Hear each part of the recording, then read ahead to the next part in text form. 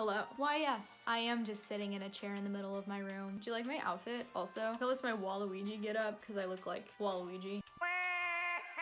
I wore this to see Bat Boy. I'm taking a slight break from doing Reis videos. Basically, I have a lot of things planned on that end, but a lot of time and effort goes into that because I have the costume and the backdrops and the props, and that takes a while to gather those things sometimes. I need to bide some time, but I thought a good transitional video would be to talk about the creation of Reis. More specifically, how Reis helped me discover my gender and sexuality, but mostly my gender. So it's Pride Month, which is another reason why I thought it would be a good time to make this video, because as you've probably noticed, Reis von Kirchner is very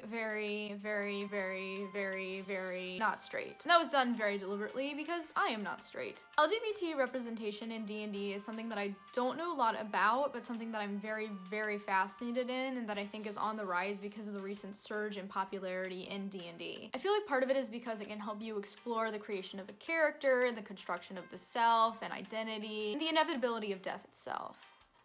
So Reis von Kirchner helped me discover my gender. How, you may ask? Basically, I identify as a lot of different things, but mostly as a non-binary woman. But woman doesn't always feel like the right word, and I don't know if that's because I feel like a child most of the time, or if it actually has something to do with a deeper sense of my consciousness.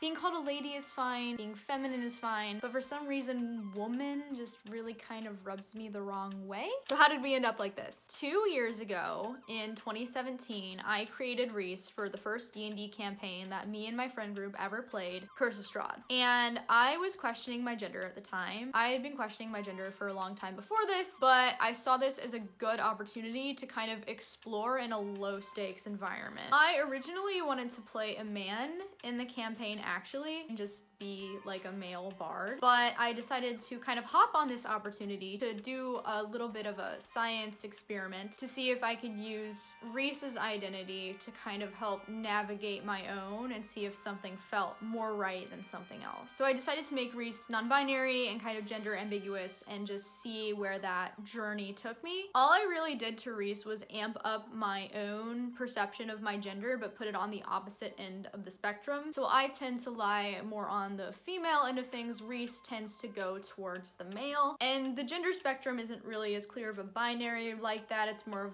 an ambiguous cloud of things. For brevity's sake, we both just have really odd feelings about being primarily associated only with our assigned gender. It doesn't mean we don't identify with it, it's just that's not the whole story, and something about it just feels a little off is the best way that I can put it for me. On top of that, I decided that I wanted to make the gender conflict like a thing in their backstory in order to kind of hammer this experiment in further. So I talk about this from Reis's perspective in a D&D video that I did. I deliberately used the trope of the male heir or the firstborn son, as well as just the general trope of giving your firstborns to the devil. My thesis question about this was, does the devil care about gender? In our original campaign where we worked with Melora and save this town called Melaran from an evil god who was trying to take over, the answer was no. The devil does not care about gender. The devil was actively pursuing Reis, and Reis ended up having to sell their soul in order to save the party in this kind of like big, close to the end fight that happened where everybody was dying and probably would have died if Reis had not stepped in and decided to give the rest of their soul to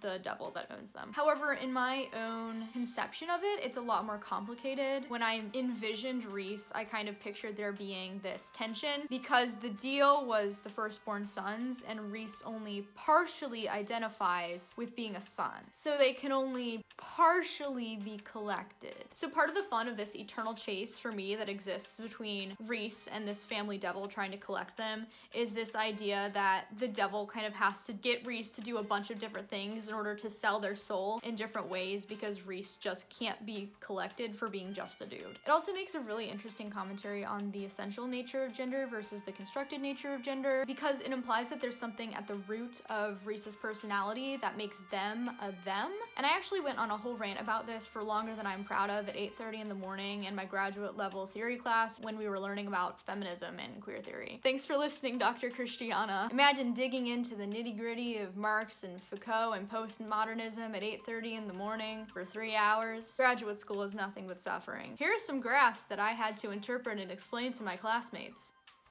Anyways, after sitting and marinating in Reis for over 2 years now, and playing Reis almost exclusively because they have a reincarnation cycle, and the fact that hundreds of them exist across time and space in a way that became canon in our games, that's a story we can talk about later, I discovered that I was, in fact, non-binary. Reis is a part of me, and I think that's why I care about them so deeply and can't let them go in a way that other D&D players can. And I think that's kind of true to an extent of a lot of people's D&D characters. We're all just projecting. There was so much projecting going on in our games. Man, I could write a thesis about our campaign and how much projecting I'm still doing. Do you use D&D for therapy? Let me know in the comments. Reis helped me learn a little bit more about who I am, and I still feel like I'm learning something from them literally every day.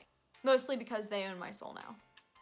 And learning something deep and true about yourself won't come with every D&D character that you play, but if you want to go that route, I'd highly recommend. It's of my opinion that the D&D community should always be a place that's open and welcoming to all different kinds of paths of life and identities, and I think it's definitely moving in that direction. Not that I was around in the 80s, but we seem to be getting a lot better than it has been in the past. You know, people grow, generations change, we learn new things. It's all just part of being a human being. And I think another reason that D&D is such a great place for this kind of open dialogue to exist is because if you think about it, it literally just started with some dudes in a basement wanting to play some games. And it's always kind of stood as representative of kids who are bullied or outcasts who don't necessarily fit in with the grain of society. Granted, that's like quickly changing, which I think is super awesome because it means that more and more people get to share in this game that we all love and get so excited about. And ultimately, that's what makes the game awesome. It's all just a bunch of friends going around and rolling dice and going on awesome adventures in their head and making great memories that will probably last forever. There's no right or wrong way to play it. And that's why, by some form of wretched divine intervention, I have managed to play variations on the same character for 2.5 years now. Keeping it funky and fresh, guys. Funky and fresh. I love Reis. My love for them is undying, as you probably can tell. It doesn't mean that I don't play other characters. I have played other characters, albeit not many, and they're all connected back to Reis in some way in this deep universe of lore that I have developed about Reis. And even when I do happen to play characters that aren't connected to Reis, Reis will be a part of me in a way that many other characters cannot, just because of this connection that I made through playing. Reis brought out a part of myself that I didn't even realize existed in me yet, but I am so thankful to have found, and I feel much more comfortable with myself than I ever have because of it. And for that, I really truly do feel blessed and grateful to call this stupid little disaster bard my own. My name is Rachel. I have a master's degree, and I'm obsessed with my own D&D character. I even bought this really cool necklace based off of them, look. And made a cosplay, and now make this channel based on them.